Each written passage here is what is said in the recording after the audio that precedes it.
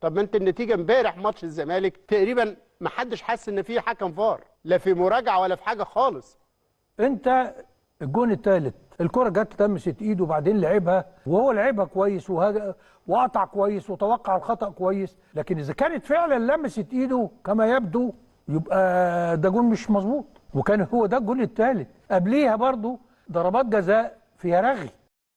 والله الموضوع سهل، وباختصار لو انت مضلل ومغيب ومش سامع القطيع ده، فانت هتعتمد على الكلام اللي فوق، وهتثبت الصورة كده عادي زي الصورة اللي فوق، وهتقول هدف ناصر منسي من لمسة هدف وهدف غير صحيح والزمالك اتجاب.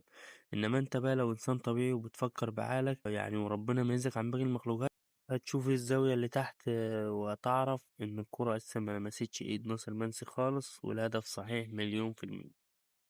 والله بصراحة أنا ما كنتش حابب أرد على كمية القطيع وكمية الناس من جمهور الأهلي ده كلها دي، ولكن بصراحة يعني حاجة تحرق الدم.